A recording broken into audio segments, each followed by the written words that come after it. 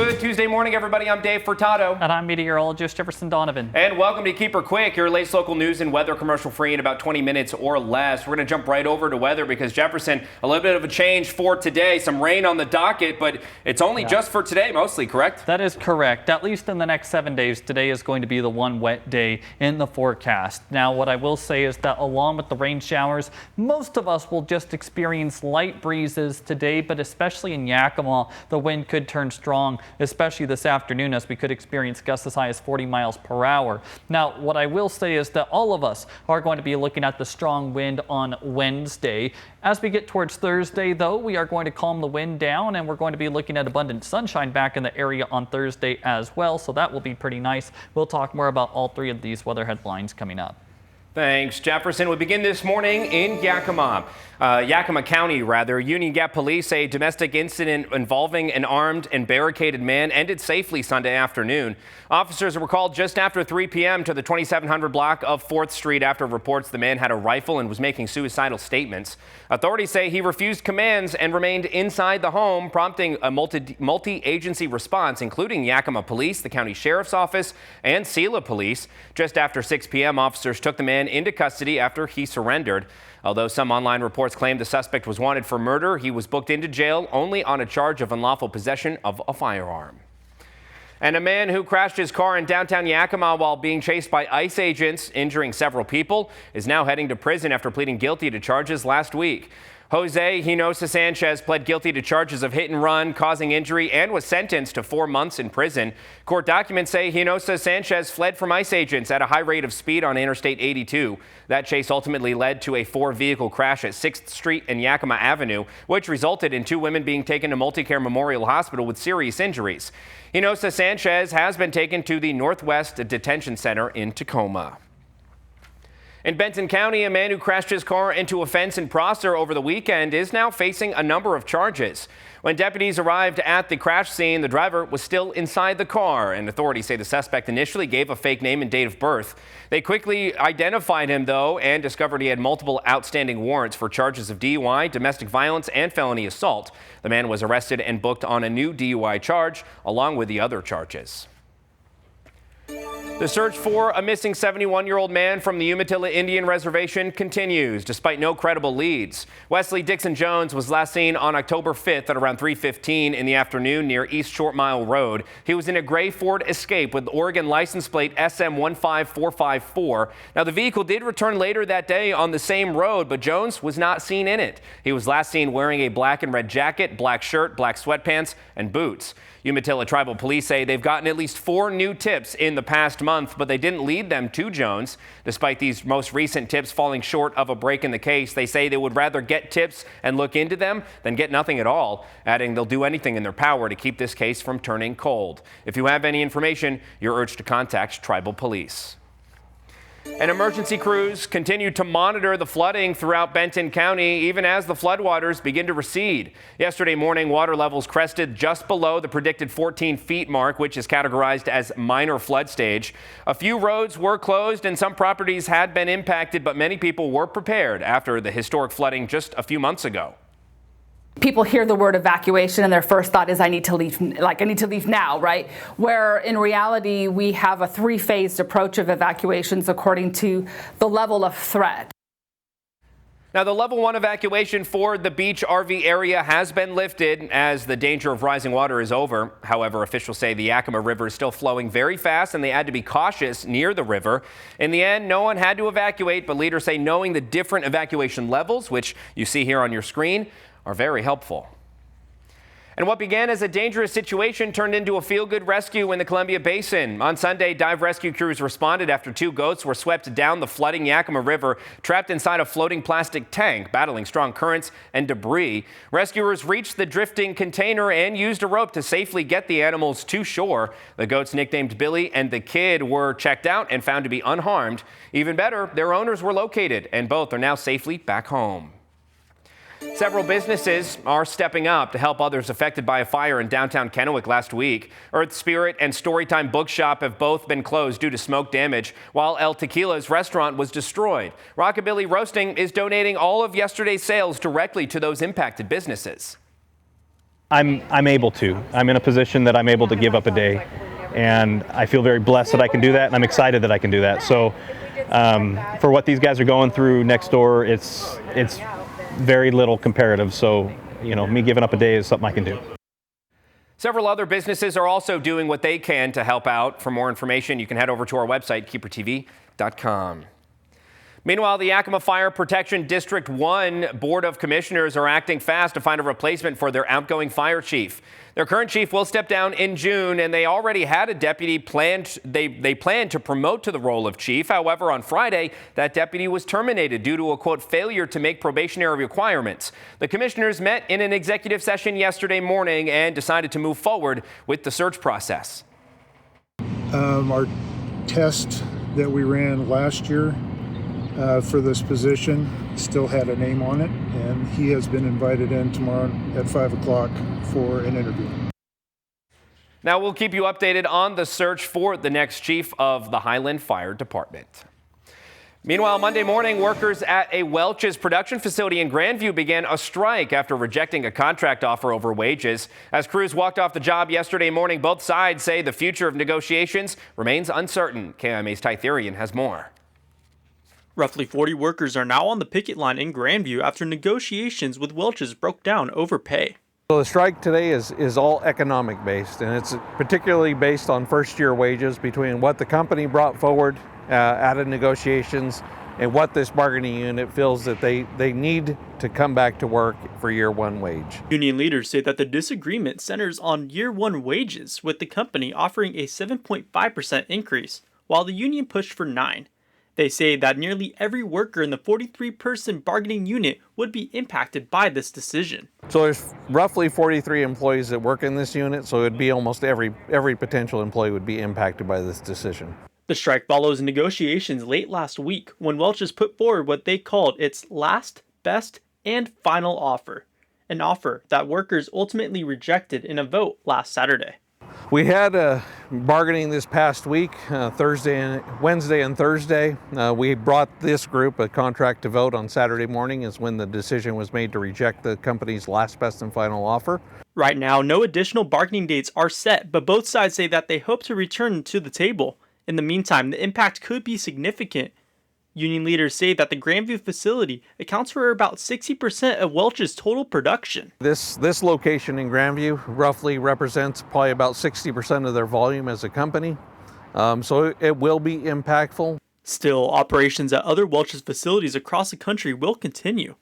As for how long the Grandview strike could last, workers say that they are prepared for the long haul. So once we go out, we're out until we're back in the plant.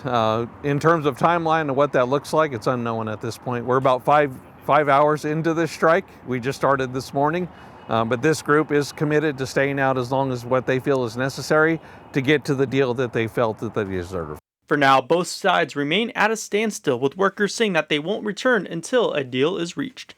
Reporting for Action News, I'm Tytherian. Tytherian, thank you. After months of tense negotiations and even an informational picket, nurses at Kennewick Regional Medical Center have reached a tentative agreement with management. The deal includes improvements in workplace safety, better break relief, and wage increases. Union members will vote electronically for ratification on March 31st. Leaders with the Washington State Nurses Association say the agreement marks meaningful progress on issues nurses say have impacted both staff and patient care. Kennewick leaders also echoing satisfaction with the negotiations, saying in part of a statement, quote, "We're grateful that together we were able to reach a fair and competitive tentative agreement that supports our nurses, our mission, and our patients." And after 2 measles cases were discovered in Grand County last week, the health district is now offering a drive-through MMR vaccine clinic. The clinic will only be available today, and it will take place in the Grand County Health District parking lot at 1038 West Ivy Avenue in Moses Lake from 1 to 4 p.m. Now, the vaccines are free and available to anyone over a year old. Although insurance is not required, it is recommended that you bring your insurance card if you have it. For a faster appointment, you can register online on Birdseye Medical, but walk-ins are also accepted. And with that, let's jump right over to meteorologist Jefferson Donovan. Jefferson, we're expecting to see some rain kind of cake, I guess, if you will, or kind of coat our general area in terms of cloud coverage and what have you. What about folks that are going to be in Moses Lake, 1 to 4 p.m.? Is it going to be pretty downpoury? Well, I wouldn't say downpoury, but there's definitely going to be some raindrops out there. It's not going to be a dry day by any stretch of the imagination. Let's take a look at the Doppler radar imagery as of this morning. This is right at around the time of our recording at around 7 a.m. and you can already see some of those shades of green on the radar showing some of that rainfall, and we will be looking at widespread rainfall across the forecast area today. I also want to draw attention to the precipitation falling in the Cascades.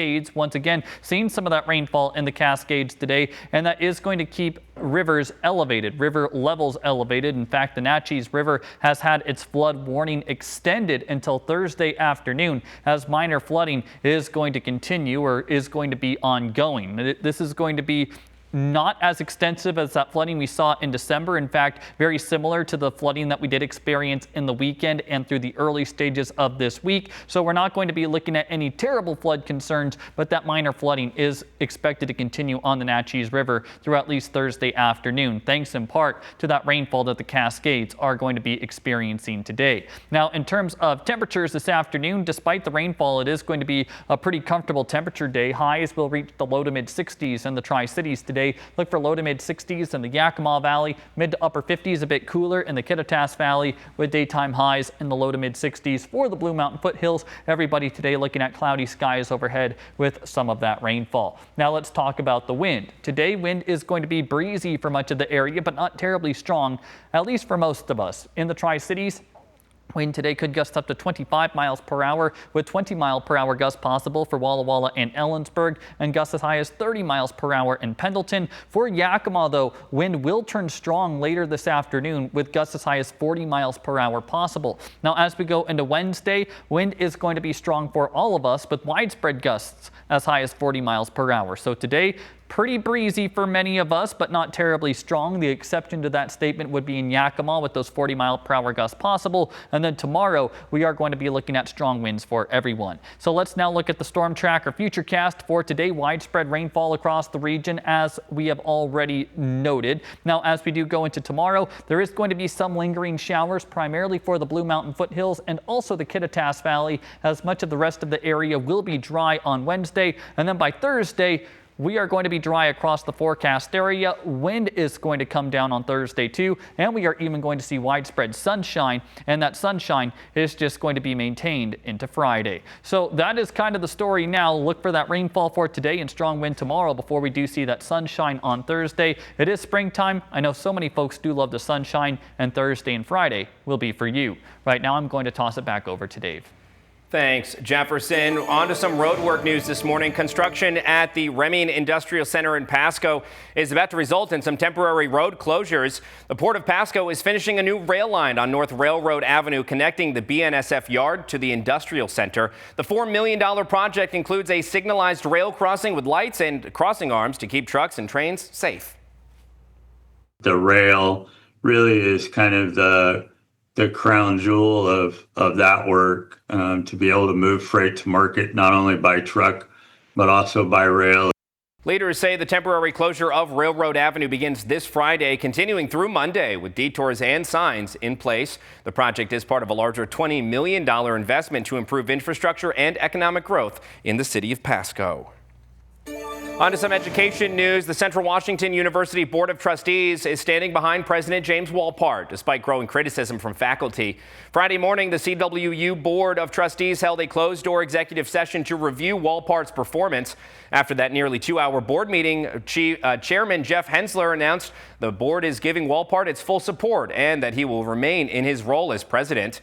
Now, the decision comes just weeks after a faculty-wide vote of no confidence, where more than 300 faculty members voted against Wolpart's leadership. And on to some state news this morning. The Washington legislative session is now over. Governor Bob Ferguson still signing bills that passed, inking a number of them in Yakima. KIMA's John Franklin caught up with several local lawmakers and shares how they think the session went. I feel great. I just signed my first bill, so I'm very pleased that it happened here in my district. Representative Gloria Mendoza's Heritage Orchard bill was signed by Governor Ferguson, which is not the only victory for Mendoza or her district, as millions of dollars of funding will go towards capital projects from Yakima to Goldendale. I'm very pleased that District 14 did very well with capital budget projects, and so I'm really pleased. Governor Ferguson also signed 2 bills sponsored by Representative Tom Dent regarding wildfire response and timber sale efficiency. I appreciate his willingness to reach out and work together with folks. It means something. Dent had to spend some time during the session taking care of his wife, who had a medical emergency, but was still able to complete his duties. Participated remotely for about a month, so I wasn't there on a daily basis as normal, but the session was rougher than normal, but sometimes it's rougher because you're not there. Senator Curtis King had 2 of his bills signed, but he still thinks the session was not a good one. I would say that it was a rough session. There were a lot of bills that we didn't particularly care for. The millionaire's tax, which is an income tax, was just as, kind of put a damper on everything, in my opinion. As Mendoza's bill was her first one signed by the governor, he also inked his name on the last one sponsored by retiring State Senator Judy Warnick. When I was first elected, this was a cow pasture. I represented Terrace Heights. That building over there was brand new, and I got to come and meet my constituents there. Proud to have represented the district for as long as I have. For Action News, I'm John Franklin. John Franklin, thank you. And finally, are you looking to serve your community? Well, why not volunteer on a local board, commission, or committee? The City of Richland has applications open for vacant positions, and they post the openings every year at the end of January and July, depending on when the terms of those members expire. Right now, positions include Arts Commission, Board of Adjustment, Planning Commission, and a spot on the Utility Advisory Committee. For more details regarding those positions and how to apply, head over to the City of Richland's website. But that does it for us. Thank you for watching this episode of Keeper Quick. For more local news and weather, you can head over to our websites. It's Keeper and KIMATV.com, as well as our Facebook pages. But while you're here, be sure to subscribe to our YouTube channel to keep up with our latest mini newscasts Monday through Friday. Have a terrific Tuesday, everybody.